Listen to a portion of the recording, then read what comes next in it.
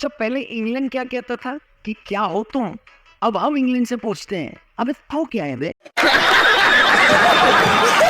गणतंत्र देख रहे हैं आप। नमस्ते दोस्तों, वेलकम। कल रात को जो देखा है हमने ना, शास्त्रों में उसी को चैंपियन स्टफ कहा जाता है। भाई साहब आप सोचो कितनी एपिक चीज करती टीम इंडिया ने। हम पहली पारी में 300 से ज्यादा रनों से पीछे थे, फिर जब दूसरी पारी में बैटिंग करने आए तो पहले ओवर के अंदर ही हमारे बिना खाता खोले 2 विकेट चले गए। लेकिन इसके बाद क्या बेहतरीन बैटिंग परफॉर्मेंस करी है हमने। ऐसा समझ लो कि लॉर्ड्स में जिस तरीके से इंग्लैंड वालों ने हमारे जबड़े में हाथ डालकर जीत छीनी थी, हमने कहीं और हाथ डालकर इंग्लैंड से जीत छीन ली है और मैच ड्रॉ कर दिया भाई साहब। रविंद्र जडेजा और वॉशिंगटन सुंदर ने मौज करा दी। इस साल इन दोनों को एक एक पद्म भूषण पक्का कंफर्म कर दो। और सबसे ज्यादा मजा तो आया लास्ट में इंग्लैंड की जलाने में। अगर आपने लास्ट तक मैच देखा तो आपको पता है कि मैं किस चीज की बात कर रहा हूँ। अगर आपको नहीं पता तो आज का वीडियो पूरा देखना, क्योंकि वीडियो के एंड में मैं आपको बताऊंगा कि किस तरीके से शुभमन गिल ने बेन स्टोक्स की तगड़ी मौज ली है। पहले जरा शुरू से शुरू करते हैं, कल हुआ क्या। तो टीम इंडिया की तरफ से कप्तान गिल और केएल राहुल जब खेलने आए तो उनके कंधों पर बहुत बड़ी जिम्मेदारी थी। टीम इंडिया बहुत पीछे थी, उनको पूरे 90 ओवर्स खेलने थे। और ये बात भी याद रखिए कि ऋषभ पंत इंजर्ड थे, उन पर बहुत ज्यादा निर्भर नहीं किया जा सकता था। यानी हमारे पास ऑलरेडी एक बल्लेबाज कम था। ऐसे में फुल तारीफ होनी चाहिए केएल राहुल और गिल की, जिन्होंने सबसे मुश्किल टाइम यानी सुबह के सेशन का 1 घंटा बहुत बढ़िया तरीके से निकाला। ये वो वक्त था जहां पर अगर एक भी विकेट गिर जाता तो हो सकता है पूरी टीम इंडिया कोलैप्स कर जाती। लेकिन क्या बढ़िया टेक्निकल बैटिंग का प्रदर्शन किया इन दोनों ही बल्लेबाजों ने। थोड़ा सा हार्ट ब्रेक हमें हुआ जब केएल राहुल अपनी सेंचुरी से 10 रन पीछे रह गए, नर्वस 90s का शिकार बने और 90 पर आउट हो गए। लेकिन कैप्टन गिल ने कोई कसर नहीं छोड़ी, इस सीरीज में अपनी 4थी सेंचुरी लगाई। अगर हम शुभमन गिल के रिकॉर्ड गिनाने बैठेंगे तो वीडियो लंबी हो जाएगी दोस्तों, इसलिए वो फिर कभी करेंगे। लेकिन ऐसा समझ लो कि शुभमन गिल ने अपनी कप्तानी डेब्यू में ऐसा काम करके दिखाया जो बड़े बड़े सूरमा अपने पूरे करियर में नहीं कर पाते। लेकिन भाई एक चीज जो मेरी समझ में बिल्कुल नहीं आई वो ये कि आखिर जब लंच में 10-15 मिनट बचते हैं तब हमारा विकेट कैसे चला जाता है भाई।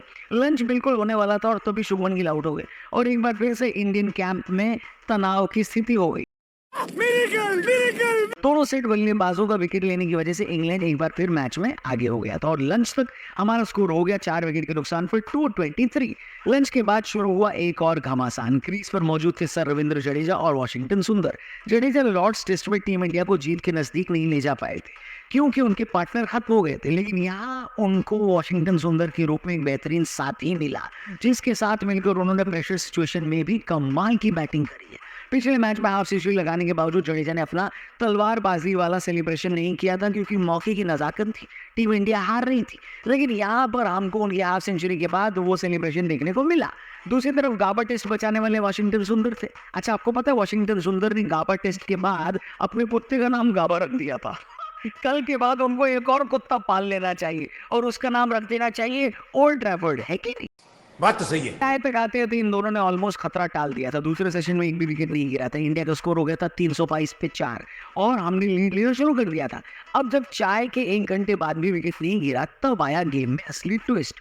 बेन स्टोक्स को ये बात समझ में आ गई कि अब यहाँ से खेलने का कोई मतलब है नहीं, क्योंकि अब अगर कोई आउट भी हो गया तो भी शार्दुल ठाकुर आ जाएंगे और वो भी 3-4 ओवर खेल कर जाएंगे। तो उन्होंने ड्रिंक्स ब्रेक के टाइम पर ही डिसाइड किया कि दोनों बल्लेबाजों से हाथ मिला लिया जाए और गेम को ड्रॉ डिक्लेयर कर दिया जाए। लेकिन जडेजा ने उनसे हाथ मिलाने से मना कर दिया और फिर हमको ब्लॉकबस्टर सिनेमा देखने को मिला भाई साहब, क्योंकि बेन स्टोक्स इस बात से नाराज हो गया कि आखिर टीम इंडिया ड्रॉ क्यों नहीं करना चाहती। लेकिन कप्तान गिल ने ड्रेसिंग रूम से इशारा कर दिया था कि अभी हाथ नहीं मिलाना है, क्योंकि दोनों ही खिलाड़ी यानी जडेजा और वॉशिंगटन सुंदर अपनी अपनी सेंचुरी के बेहद करीब थे। और अगर उन्होंने इतनी मेहनत करी है, मैच बचाया है, तो फिर भैया सेंचुरी पे डिजर्व करते हैं ना।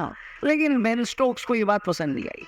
क्यों नहीं आई ये बात मुझे नहीं पता, क्योंकि मान लीजिए जो रूट बैटिंग कर रहे होते 90 के आसपास खेल रहे होते, मैच ड्रॉ हो रहा होता तो क्या बेन स्टोक्स जो रूट की सेंचुरी पूरी न करवाते ना, तो जडेजा और सुंदर की बारी में ये डबल स्टैंडर्ड क्यों बेन स्टोक्स? ये गड़बड़ है बाबा। जडेजा और सुंदर दोनों ने अपनी अपनी सेंचुरी पूरी करी, इंग्लैंड को उनकी औकात दिखाई। मैनचेस्टर टेस्ट ड्रॉ में खत्म हुआ। सीरीज में अभी भी टीम इंडिया 1-2 से पीछे है। लेकिन भैया ये रिजल्ट हमारे लिए पॉजिटिव है, क्योंकि अगर हम यहाँ पर हार जाते तो सीरीज हार जाते।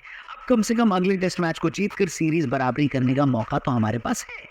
आपका कल की ड्रॉ टेस्ट मैच पर क्या कहना है कमेंट करके बताना। स्पेशली मैच के एंड के 10 मिनट में जो ड्रामा हुआ है उस पर बेन स्टोक्स को कुछ बोलना चाहते हो तो बेन स्टोक्स बोलते हुए कुछ कमेंट में जरूर लिखना। चैनल को सब्सक्राइब करके जाना। Thank you for watching. जल्दी मिलते हैं। गुड। ऐसे मत बैठो, मेरा दिल बैठा जा रहा है, कुछ तो बोलो। भारत माता की जय।